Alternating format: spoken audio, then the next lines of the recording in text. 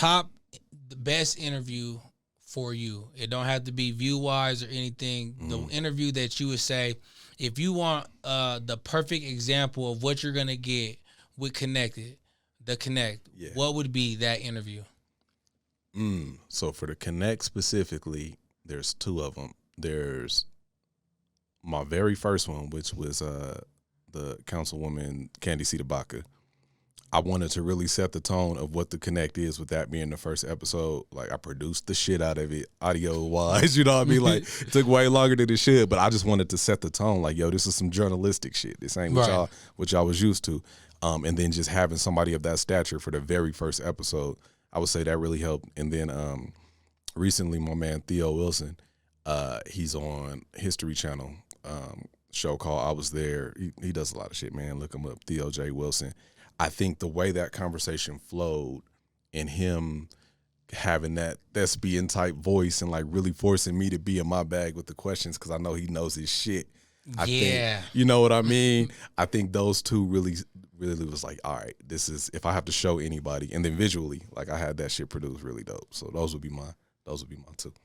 Which one was you would say the funnest? Because you didn't have some characters. Hell yeah. The funnest is easily, we had all the fun ones on Life is Dope, which is, I'm about to get back to the fun interviews, man. I got a little too serious lately. But the fun one was on Life is Dope. The funnest one was Cassidy Banks, the porn star. And everybody still brings that shit up. They're like, bro, how'd you interview a porn star? And like, that one still gets, bro, every time I go on YouTube, that shit's like, still stupid. Going. I don't even look at the comments because it's ridiculous, but that shit is still going. I'm like, damn, like, audio-wise, production-wise, that shit was trash. So I hate even bringing it up. Like, I go to it, we was doing long-ass commercials in the beginning. I'm like, dude. But that one was fun as shit. That one, DJ Kid Capri was dope. He had a bone to pick with some niggas that day, so we cut a lot out of that episode. But why would you hope? Why? Because is it not, you didn't want that attached, like just the messiness? It wasn't even that.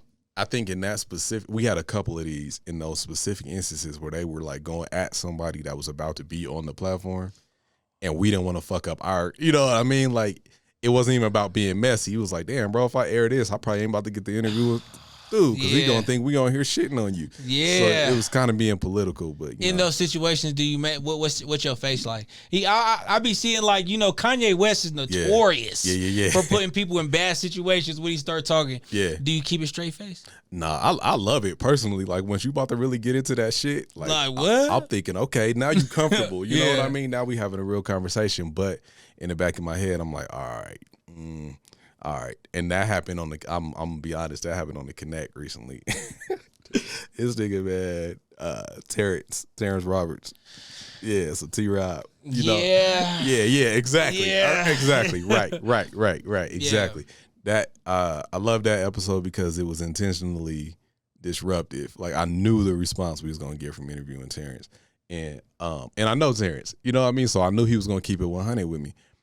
But there was a lot in that interview that did not make the interview once I published it, because it just didn't sit right with me. You know what I mean? Like, it wasn't even on some this is gonna happen, because it is. Everybody knows his story. Everybody knows his affiliations. We already know how it goes. We know it. But at the end of the day, I'm still a nigga from Montbello, meaning I'm still associated with a lot of individuals, you know what I mean? Like, and a lot of that shit just didn't feel right with me. And I'm like, damn, bro, like, is it hard to separate that for you? Is that hard to separate for you?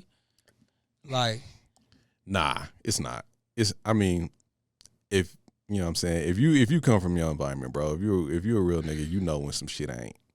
It's not saying right some with your shit spirit. Ain't all right. If somebody come in here and y'all have a conversation and somebody say a certain name or somebody say some shit that's against a certain code, all that media shit kind of go to the side. Like, mentally, you like, nah, bro, I ain't putting this shit out. You know what I mean?